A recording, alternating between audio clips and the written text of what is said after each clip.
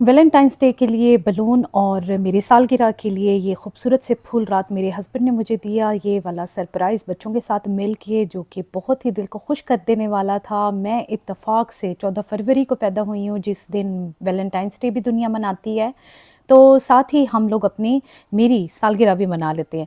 तो बलून कोई एक नहीं आया घर में, और ऐसा पॉसिबल भी कैसे था कि कोई एक बलून आता? बुके तो सिर्फ़ एक ही आया, वो मेरे लिए आया, लेकिन बलून आए मेरे 3 बाकी बच्चों के लिए भी, जो कि अब हैलोजन गैस होने की वज़ह से छत के साथ लगे हुए हैं। एक इस कमरे में लगा हुआ है और 2 दूसरे वाले कमरे में छत से लगे हुए हैं। तो अभी वक़्त हुआ चाहता है बच्चों को स्कूल से लाने का। बच्चों को स्कूल से लाने के बाद मैं आपके साथ अपने दिन की रूटीन शेयर करती हूँ कि आज हमारी लाइफ़ में कुछ नया क्या हुआ।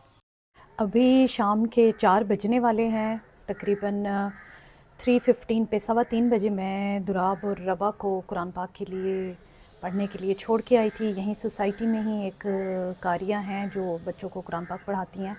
इसके अलावा भी बहुत सारे बच्चे हैं जो उनके पास जाते हैं। उन्होंने एक पूरा अपना रूम सेट किया हुआ है जिसमें वो सारे बच्चों को कुरान पाक की तालीम देती हैं। और आजकल बच्चों ने नाज़रा एक साथ ही दोनों बहन भाइयों ने शुरू किया है। और पहले तो मैंने एक कारी साहब अरेंज करके दिए थे घर में इनको, लेकिन कारी साहब के पास वक्त नहीं था। उन्होंने ट्रायल के लिए मेरे पास आए थे। उन्होंने कहा कि मैं 2-4 दिन आके देखता हूँ, अगर तो मुझे टाइम सूट किया तो मैं डेली आ जाया करूँगा, वरना माज़रत है मेरी तरफ़ से। तो बस एक ही दिन वो आ पाए, एक ही दिन के लिए वो आ सके, उसके बाद से फिर वो नहीं आ पाए। ये मैंने प्लान किया हुआ है कि डेली बच्चों को 3:30 पे वहाँ पे छोड़ के, क्योंकि उनका 3:30 बजे टाइम शुरू होगा, सवा 3 बजे हम घर से निकल जाएँगे। 3:30 बजे उनको छोड़ के तो मैं अगर सोसाइटी के 2-3 राउंड्स लगा लिया करूँ और मेरी थोड़ी-सी वॉक ही हो जाएगी इस बहाने, और मैं उनके आस-पास ही घूमती-फिरती रहूँगी, और जितनी देर में वो पढ़ के फ्री हो जाएँगे तो उतनी देर में मेरी भी वॉक जो है, एक ब्रिस्क वॉक जो है वो मेरी कंप्लीट हो जाएगी। मसरूफ़ ज़िंदगी चल रही होती है, लेकिन इसमें अपने लिए ज़बरदस्ती वक्त निकालना भी बहुत अहम हो जाता है।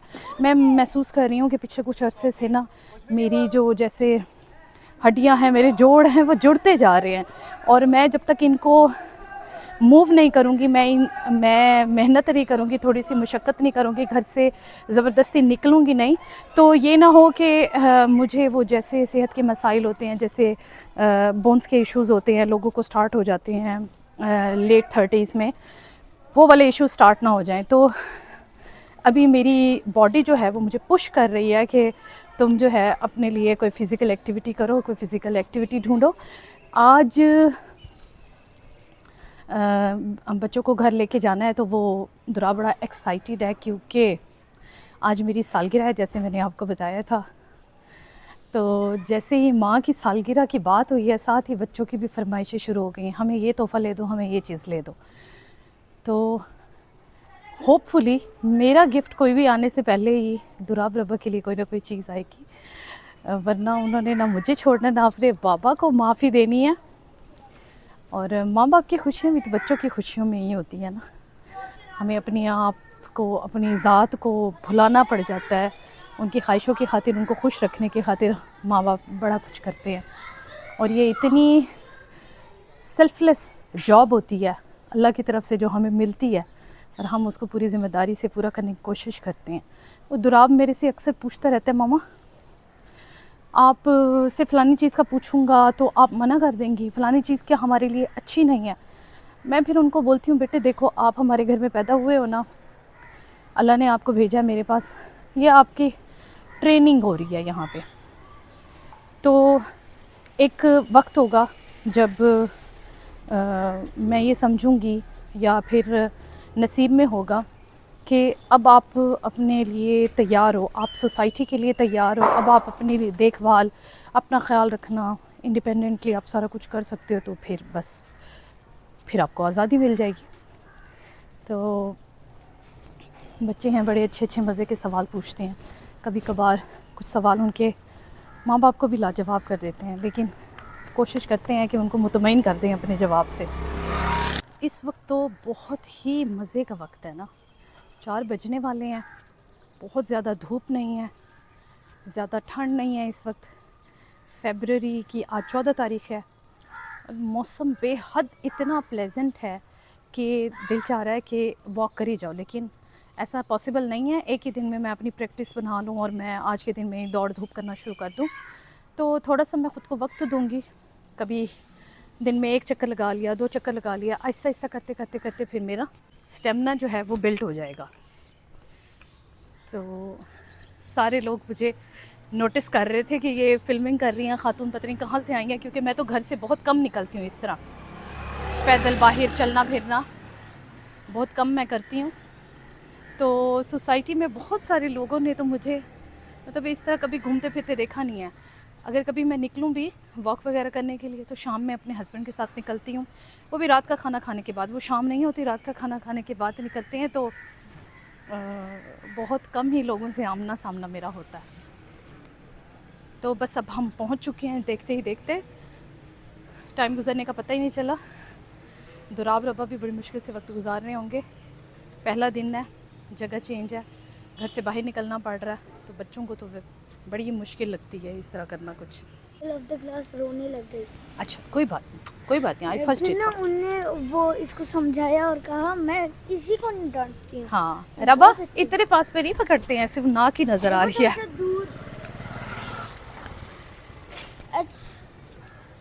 चलो आ जाओ दुराब, मम्मा तो मुझे चलो आ जाओ। ये दुराब और रबा आ गए हैं।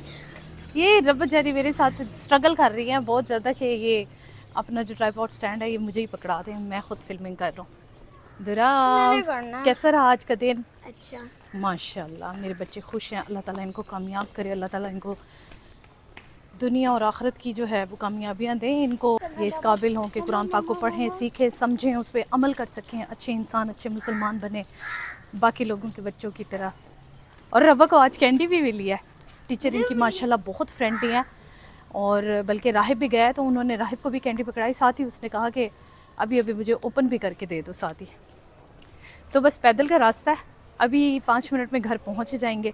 अच्छा ये वाला टास्क है जिसका मैं ज़िक्र कर रही थी अभी रास्ते में कि मैंने ये घर जाके अपना टास्क आज का रखा हुआ था। ये मेरी सिल्क की शर्ट है, इसी सीज़न में मैंने स्टिच करवाई थी। टेलर से कोई गलती हुई है, पता नहीं गला बड़ा यहाँ से उसने कटाई में रख लिया, अल्लाह जाने उसने क्या किया है। खैर टेलर से ये गलती हुई है कि अब जब मैं ये इसको पहनती हूँ और ये यूँ ओपन होता है ना, तो यहाँ पे इसकी देखें ये चुनट बन जाती है, यहाँ पे इतनी कोई बुरी लगती है। मैंने सिलवाया था, मैंने पहन भी लिया, लेकिन पहनते हुए मैं बड़ी तंग हुई हूँ। अब क्योंकि वेदर चेंज हो रहा है, फिर से अब सिल्क का टाइम आ जाएगा पहनने का। मैंने कहा उससे पहले ही मैं इसका कोई हल ढूंढूं, हल तलाश करूं। और मुझे वो ये समझ में आया कि मैं अगर यहाँ पे कोई हुक या कोई टिच बटन वगैरह लगा लेती हूँ और ये यहाँ फिक्स हो जाता है तो ये गिरेगा नहीं और शायद ज़्यादा चुनट भी नहीं बनेगा। और मैंने इसको पहन के यहाँ पे एडजस्ट करके कोशिश भी की, देखा भी, तो मुझे लगा कुछ बेहतर लग रहा है। तो हुक तो मेरे पास पड़े नहीं है और मैं अब ज़्यादा इंतज़ार नहीं करने वाली कि कब हुक आएंगे, कब मैं लोकल मार्केट का चक्कर लगाऊंगी और ये काम होगा। तो मेरे पास स्टिच बटन पड़े हैं, मैं वो लगाने वाली हूँ। सेम ही स्टाइल से मैंने ये वाली शर्ट भी बनाई थी और इसका भी वही इशू है, इसका भी वही इशू है कि ये जब यहाँ से यूँ ओपन होता है ना, यहाँ पे ये चुन्नट सारी बन जाती है। तो मैं इसको सेट करने वाली हूँ। तीसरी जो मेरी शर्ट है वो सेट होने वाली है, वो भी सिल्क की ही शर्ट है।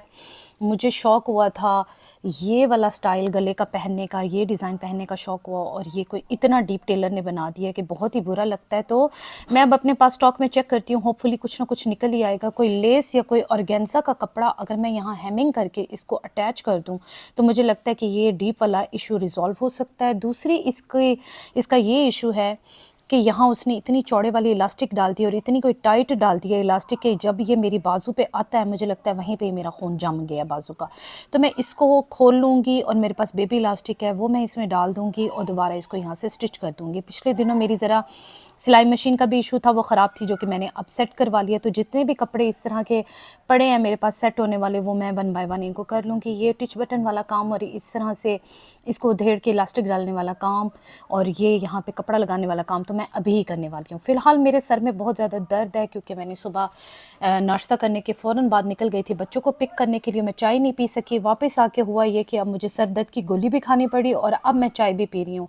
दुआ करती हूँ कि मेरे सर का दर्द ठीक हो जाए, साथ ही मैं इनको कपड़ों को फिर सेट करती हूँ।